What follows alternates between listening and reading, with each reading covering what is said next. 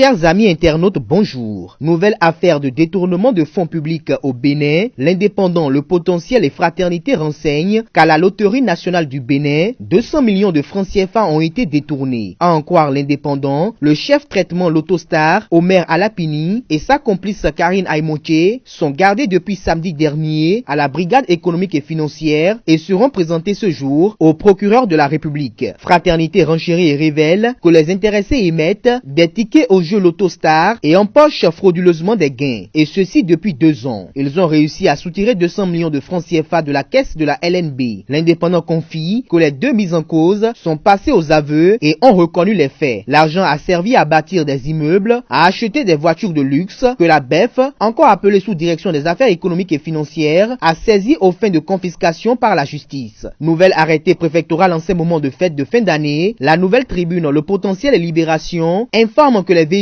circulant avec des plaques d'immatriculation voilées n'ont plus leur place sur les routes de Cotonou. Et pour cause, le préfet du département du Littoral a pris ce mercredi 6 décembre 2017 un arrêté pour interdire la circulation de ces engins à 4 roues dans tout le département. Selon Modeste Toboula, cette pratique est contraire à la loi et constitue une entrave à l'identification des personnes suspectées d'un quelconque forfait. Il n'est donc plus tolérable de laisser des véhicules à plaques d'immatriculation voilées circuler dans le département du Littoral, surtout en cette période de fin d'année où la question de la sécurité est l'une des problématiques les plus primordiales, martèle le préfet Toboula. Audit des états financiers du port autonome de Cotonou, plus de 500 millions d'écarts non justifiés, indique Matin Libre ce matin en manchette. Selon les informations relayées dans les colonnes du Canard, le rapport déposé par les commissaires au compte fait état d'irrégularités. Elle concerne des écarts non justifiés de plus de 500 millions de francs CFA sur le chiffre d'affaires de cette structure considérée comme le poumon de l'économie nationale, ce qui a conduit les commissaires au compte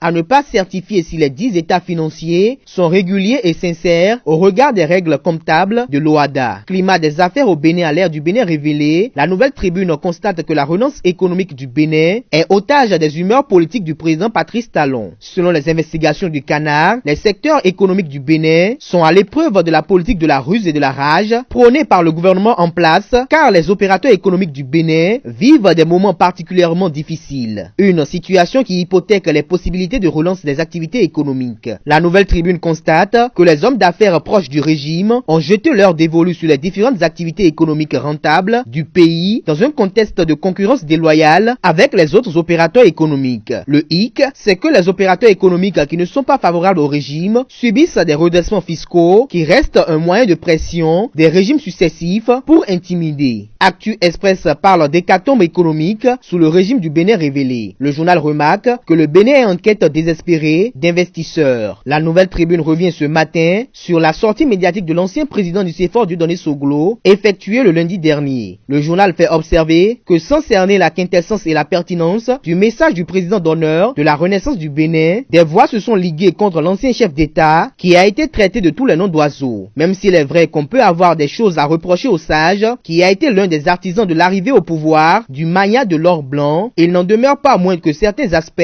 de son discours sont à prendre très au sérieux, estime le quotidien. Et pour justificatif, la Nouvelle Tribune attire l'attention sur le fait que le conférencier a par exemple dans sa déclaration invité ses compatriotes à ne pas céder aux sirènes de la division et de l'individualisme. En se référant au symbole de la jarre trouée, il a souhaité l'union entre les fils et filles du Bénin parce que selon lui, l'heure est grave et très grave. Il faut donc éviter les conflits d'intérêts, mettre fin à l'exercice solitaire du pouvoir et l'opacité dans la gestion en publiant s'il le faut le salaire des membres du gouvernement, y compris celui du président de la République. Restons avec la Nouvelle Tribune pour aborder les informations pêle-mêle qui figurent dans les parutions du jour. Proposition de loi portant charte des partis politiques, la Nouvelle Tribune, après lecture du document, trouve que c'est un projet inclusif mais qui comporte des dispositions discutables. Décoration des forces de défense et de sécurité, le Télégramme apporte l'information selon laquelle 45 hommes en uniforme sont reçus dans l'ordre national. En effet, le mardi 25 décembre dernier, à l'état-major général des forces armées béninoises, 45 militaires sont portés dans la catégorie de l'ordre national du Bénin. Ces derniers sont sélectionnés suite aux différentes opérations militaires effectuées pour sauvegarder la paix. Fête de fin d'année pour finir, Libération alerte les populations béninoises à faire attention sur la qualité douteuse des denrées alimentaires vendues en cette période. Selon les informations du confrère, des produits avariés de toutes sortes sont déversés sur les marchés de Cotonou et environ.